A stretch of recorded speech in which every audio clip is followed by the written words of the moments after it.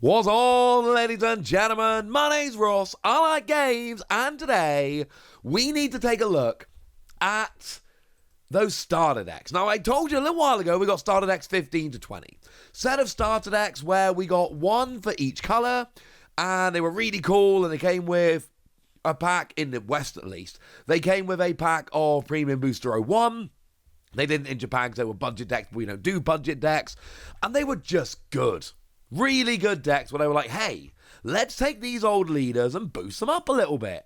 Well, wonderful news, they're doing that again. And that isn't really news per se, because starter decks 23 to 28, I told you about this a while back. We saw listings on distributor websites.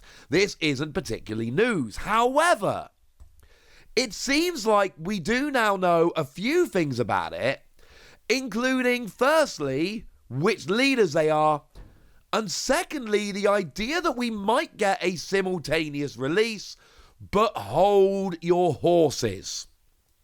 We'll take these in turn.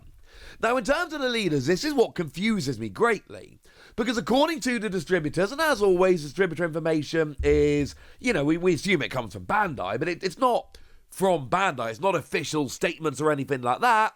So Bandai sent it to distributors, they share it with us, but it's all subject to change. It's not an official announcement to the players.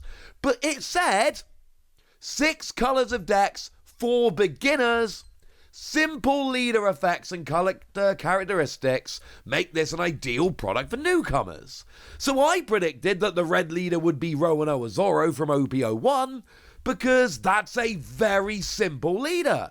You whack a Don on there, you get an extra 1,000 power to all of your characters. Simple leader. No, mate. From what we've got now, I've seen this been shared widely. This is not confirmed. It is not official. Take it with a pinch of salt. But apparently the red leader is Shanks from OP09, which is not the most egregious. Like, I'm not saying they're supposed to be simple leaders. We got that from distributor listings, right? But I'm saying if they are supposed to be simple leaders, something's gone wrong. Now, Shanks is all right. Once per turn, this effect can be activated when your opponent attacks. Give one of your opponent's leader or character cards minus 1,000 power for the turn. That's actually a pretty simple effect. Not as simple as Zoro, but your opponent attacks, you lower one by 1,000. All right, that sounds fine to me. That is not where we are with all of them. And I think the most egregious one here, and I might change my mind as we go through the video, but just off the top of my head, I'm just looking at them now. We've got the Blackbeard from OP09. This is not a straightforward leader. Your on-play effects are negated. And activate main, you may trash a card from your hand. Your opponent's on-play effects are negated until the end of your opponent's next turn. This is, as far as I'm concerned, and as always, please feel free to argue with me in the comments, but as far as I'm concerned, this is not a particularly beginner-friendly ability. This is a pain. Having to remember to do it every turn and then tracking whether your opponent's using on-play skills or not. Like, if I'm making my friends decks to teach them how to play, which is something that I do not choose a leader like this, because I don't think it's that simple. And I'm not saying that it's a really hard one to get to grips with or that everyone's super confused or anything like that. No.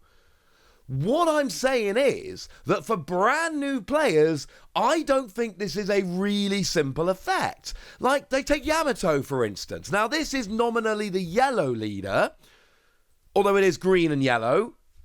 And again, I'm just going to go out on a limb here and say that I don't think dual color leaders are as simple. I'm not making the argument that they're super complicated and nobody can understand them. I'm making the argument that for a beginner-focused product, like, if we look at what Pokemon are doing with the Battle Academy, for instance, which is their, like, beginner-focused product, these have cards in that are overly simple. And I don't say that as a negative. They are very simple cards just to teach you the basics. You know, Yamato here, we've got green and yellow dual color. Already that's more to contend with. We've got double attack, which is nice and simple. But then if your opponent has 3 or less life, give up to 2 rested Don cards to one of your leaders. I don't think that's the most simple way to go about this. You know, put this side by side with Zoro. Zoro is a very simple leader.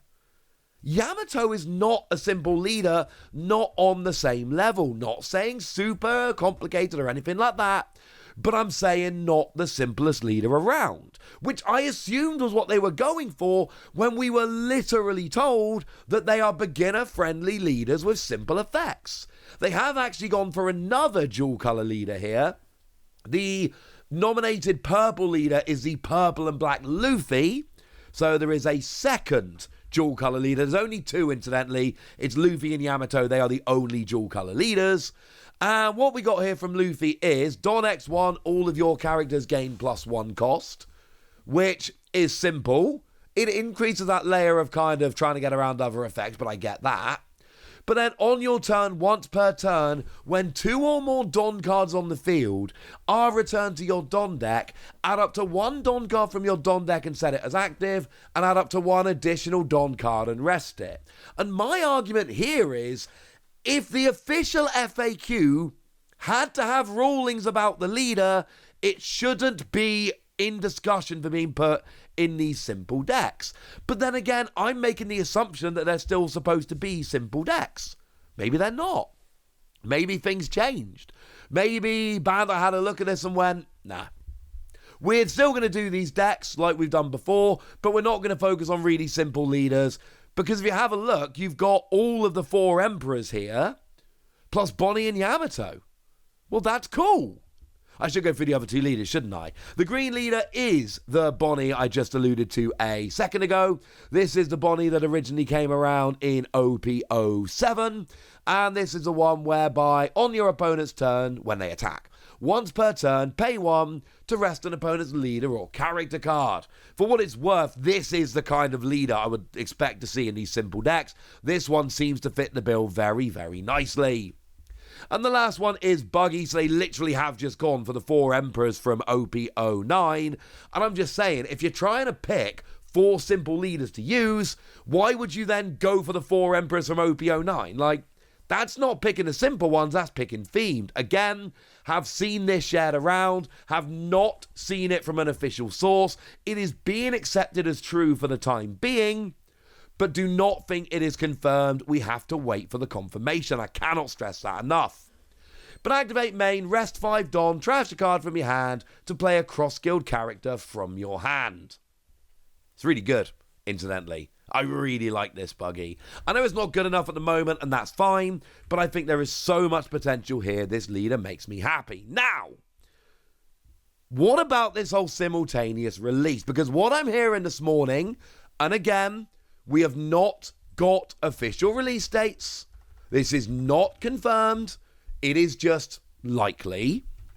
And what we're apparently hearing today is that we are going to get the release date of these starter decks exactly the same in Asian territories and in the West, which sounds brilliant. Unfortunately, there's going to be a lot of people that hear that and just jump several steps. And they're going to hear that and go, ooh, the One Piece is getting a simultaneous global release. Because let's not forget, the new Bandai card game, which is launching this year, Gundam, which I am covering on this channel, and if I haven't made it clear enough yet, let me make it clear now. Very excited for Gundam. Really excited for Gundam. Like, genuinely, legitimately excited for Gundam. I really think that's going to be a good game. But they are doing a simultaneous worldwide release. Digimon, I believe, have moved to a simultaneous worldwide release. Fusion World have moved to a simultaneous worldwide release. So, with all of that going on, kind of does make a bit of sense now, doesn't it? Yes. Yes, it does.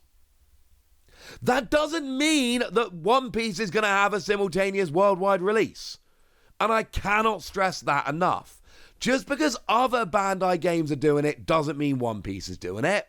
And just because we're having some products at the same time doesn't mean that everything is then going to be worldwide release. What this could be is a test. And this would make a lot of sense. Rather than going, hey, One Piece gets a simultaneous worldwide release, they go, let's try out with these star decks and go from there.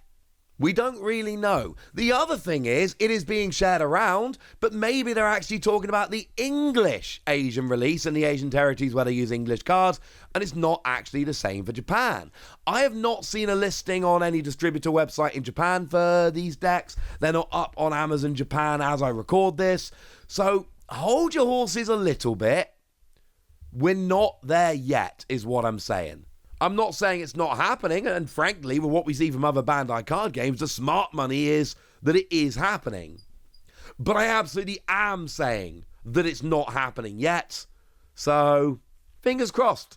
Maybe it'll happen one day. But if this is true, and there's a lot to suggest that actually maybe it's not, maybe it is just the English release in Asian territories, just hold your horses. It may happen one day, but we do not have enough to suggest it's happening now. For now, I want to know what you think about this. I want to know what you think about the leader choices, assuming they're true. I want to know anything you want to tell me. So let me know in the comment section, would ya? Go nuts! Be nice. And then make sure you like this video, subscribe to this channel, follow me on Twitter at TheWasi. That's where we talk about One Piece and a whole bunch of other card games. And please do consider checking out patreon.com/PTCGradio, where you can support the channel, get some bonus podcasts, and all kinds of fun things. But by far the most important thing, as always, look after yourselves till next time, would ya? Thank you very much for watching. My name's Ross, and you've been watching Wasi Plays.